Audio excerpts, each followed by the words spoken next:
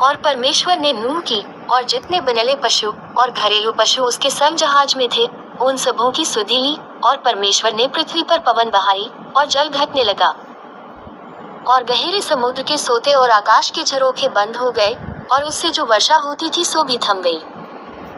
और 150 दिन के पश्चात जल पृथ्वी पर से लगातार घटने लगा। 7वें महीने के 17वें दिन को जहाज अरारात नाम पहाड़ पर टिक गया, और जल 10वें महीने तक घटता चला गया, और 10वें महीने के पहले दिन को पहाड़ों की चोटियां दिखलाई दी। फिर ऐसा हुआ कि 40 दिन के पश्चात नूह ने अपने बनाए हुए जहाज की खिड़की को खोलकर एक कौवा उड़ा दिया। वह जब तक जल पृथ्वी पर से सूख न गया तब तक कौवा इधर उधर फिरता रहा। फिर उसने अपने पास से एक कबूतरी को उड़ा दिया कि देखे कि जल भूमि से घट गया कि नहीं। उस कबूतरी को अपने पैर के तले टेकने के लिए कोई आधार नहीं मिला, सो वह उसके पास जहाज में लौट आए। क्योंकि सारी पृथ्वी के ऊपर जल ही जल छाया था, तब उसने हाथ बढ़ाकर उसे अपने पास जहाज में ले लिया। तब और 7 दिन तक ठहरकर उसने उसी कबूतरी को जहाज में से फिर उड़ा दिया। और कबूतरी सांझ के समय उसके पास आ गई तो क्या देखा कि उसकी चोंच में जलपाई का एक नया पत्ता है।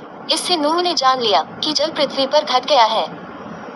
फिर उसने 7 दिन और ठहरकर उसी कबूतरी को उड़ा दिया, और वह उसके पास फिर कभी लौट कर न आई। फिर ऐसा हुआ कि 601 वर्ष के पहले महीने के पहले दिन जल पृथ्वी पर से सूख गया। तब नूह ने जहाज की छत खोलकर क्या देखा कि धरती सूख गई है, और दूसरे महीने के 27वें दिन को पृथ्वी पूरी रीति से सूख गई। तब परमेश्वर ने नूह से कहा, तू अपने पुत्रों, पत्नी और बहुओं समेत जहाज में से निकला। क्या पक्षी, क्या पशु, क्या सब भांति के रेंगने वाले जंतु जो पृथ्वी पर रेंगते हैं, जितने शरीरधारी जीव जंतु तेरे संग हैं, उस सबको अपने साथ निकाल ले आ, कि पृथ्वी पर उनसे बहुत बच्चे उत्पन्न हो और वे फूले फले और पृथ्वी पर फैल जाएं। तब नूह और उसके पुत्र और पत्नी और बहुएं निकल आई, और सब चौपाए रेंगने वाले जंतु और पक्षी और जितने जीव जंतु पृथ्वी पर चलते फिरते हैं, सो सब जाति जाति करके जहाज में से निकल आए। तब नूह ने यहोवा के लिए एक वेदी बनाई, और सब शुद्ध पशुओं और सब शुद्ध पक्षियों में से कुछ कुछ लेकर वेदी पर होमबलि चढ़ाया। इस पर यहोवा ने सुखदायक सुगंध पाकर सोचा कि मनुष्य के कारण मैं फिर कभी भूमि को शाप न दूंगा।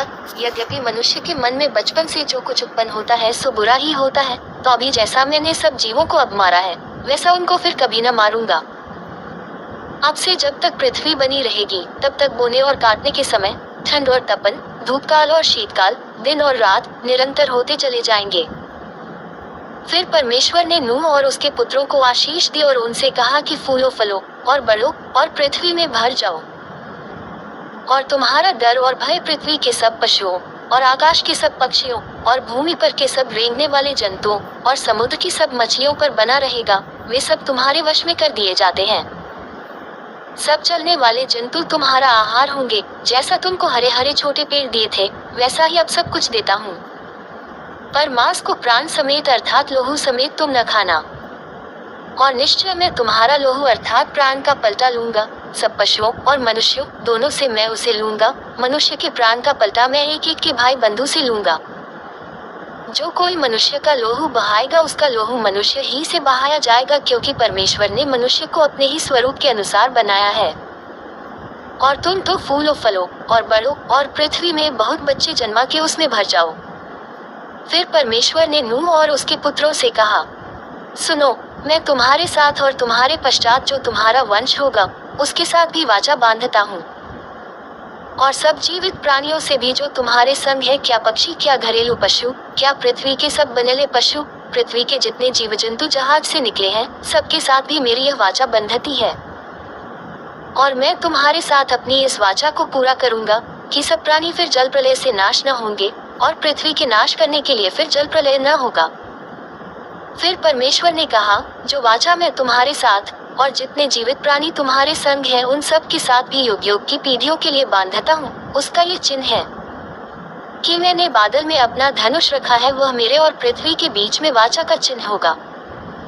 और जब मैं पृथ्वी पर बादल फैलाऊं, जब बादल में धनुष देख पड़ेगा, तब मेरी जो वाचा तुम्हारे और सब जीवित शरीरधारी प्राणियों के साथ बांधी है उसको मैं स्मरण करूंगा। तब ऐसा जल प्रलय फिर न होगा जिससे सब प्राणियों का विनाश हो।